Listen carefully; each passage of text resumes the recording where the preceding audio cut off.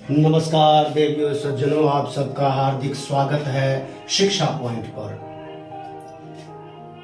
दिमाग को तीव्र करने का एक ऐसा साधन जो सभी चाहते हैं, बुद्धि का, दिमाग का तेज होना हमारे जीवन में विकास के लिए बहुत आवश्यक होता है। लेकिन अक्सर विशेष रूप से विद्यार्थियों को ये मालूम नहीं होता, भगवान ने दिमाग तो सबको दिया है, लेकिन वो किसी का बहुत तीव्र होता है, किसी का कमजोर होता है। तो कमजोर को और तीव्र करना और जो तेज दिमाग है उसको और ज्यादा तेज करना, क्योंकि ये जो दिमागी प्रक्रिया है ना, यही प्रक्रिया हमारे जीवन की दिशा को तय करती है। तो उसका सबसे बेहतर जो असर होता है वो हमारे संपूर्ण जीवन के क्रियाकलापों पर पड़ता ही पड़ता है। क्या करें ऐसा?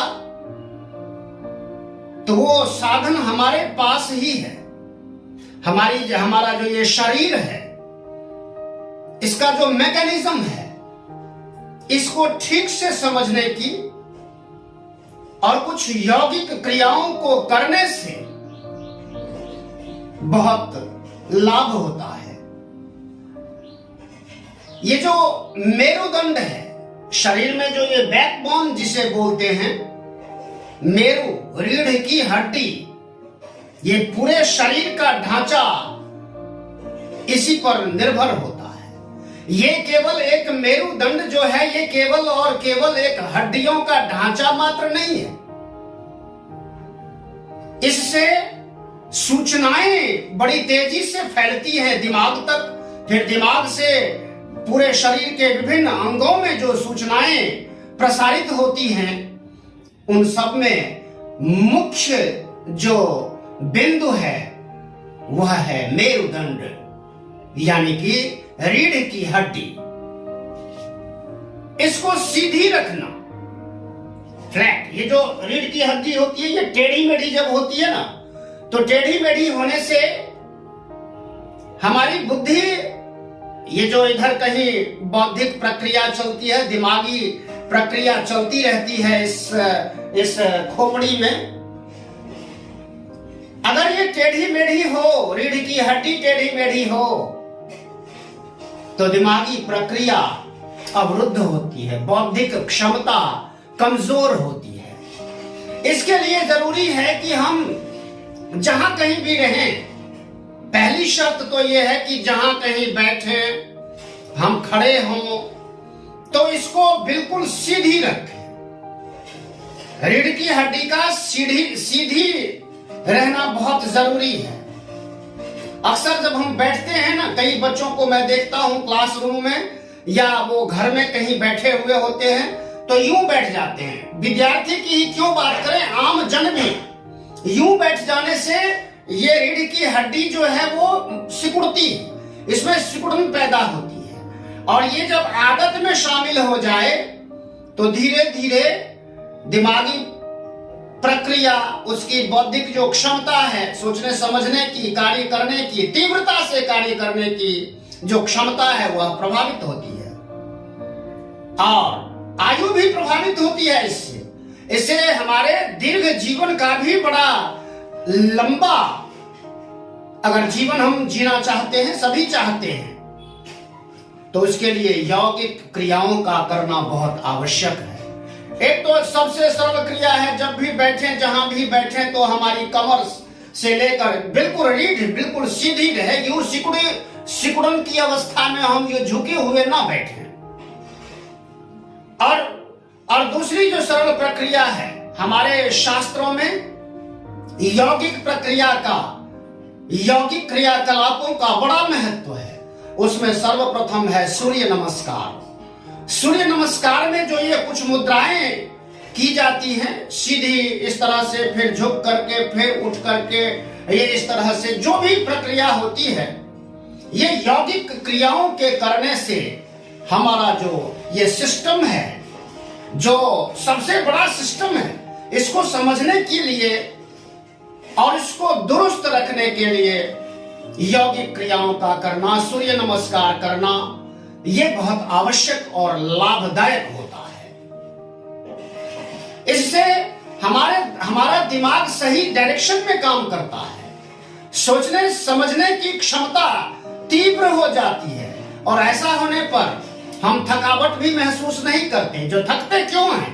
थकते इसलिए हैं क्योंकि हमारा सिस्टम के अंदर हम सिस्टम को ठीक से समझते नहीं हैं, हम अपने अंगों को ठीक से समझते नहीं हैं, उनको कैसे रखना है, कैसे उसको सही दिशा में काम करते रहने देना है, तो हम दीर्घ जीवन से वंचित हो जाते हैं, तेज दिमाग से वंचित हो जाते हैं। तो इन सब चीजों को ठीक से, हम कहते हैं ना, बौद्धिक क्षमता जब अधिक बढ़ती है, तीव्रतर होती है, तो पढ़ने लिखने में बड़ा आनंद आता है। जो कुछ भी हम एक बार पढ़ लेते हैं या देख सुन लेते हैं, तो वो हमारी याददाश्त में शामिल हो जाता है। उसका क्या कारण है?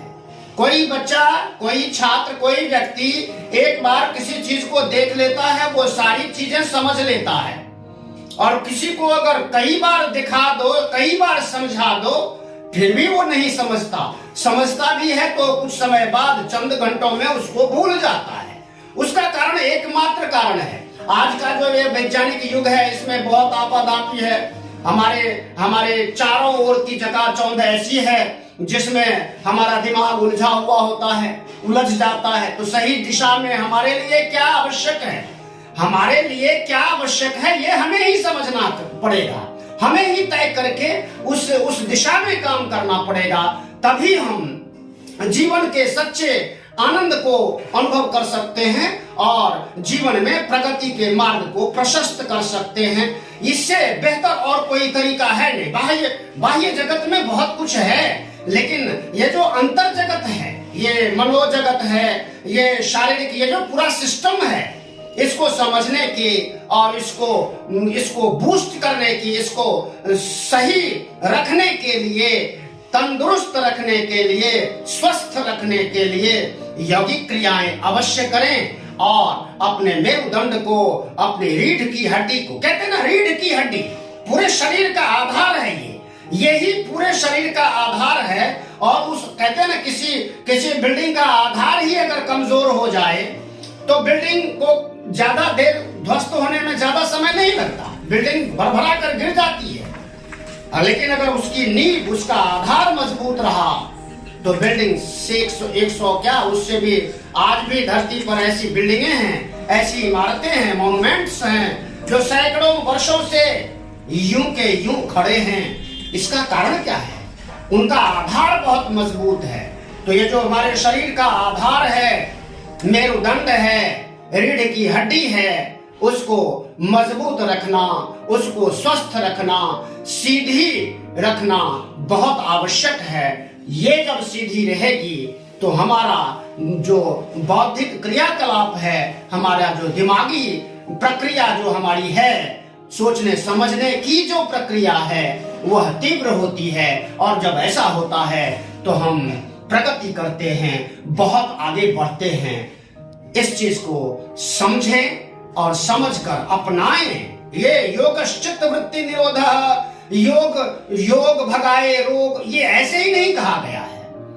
इन सबके कहने के पीछे बड़ा लॉजिक होता है, ये अनुभूत बातें होती हैं। जैसे साइंस की कोई थ्योरी, कोई सिद्धांत अकाट्य होता है, वैसे ही ये जो बातें कही गई हैं, ये केवल और केवल मुहावरे और कहावतें नहीं हैं। इनका एक व्यापक अर्थ है, व्यापक संदर्भ में समझना और उस अर्थ को, निहित अर्थ को समझना और फिर उसको जीवन में चरितार्थ करना बहुत आवश्यक होता है। ये सब करते रहें, स्वस्थ रहें, आनंदित रहें और चैनल को भी सब्सक्राइब करें। वीडियोस तो आप देखते हैं लेकिन चैनल को सब्सक्राइब नहीं करते, तो चैनल को सब्सक्राइब कीजिए, लाइक शेयर कमेंट कीजिए, बेल आइकन को भी दबाइए। धन्यवाद, नमस्कार, जय हिंद, जय भारत, जय भारती।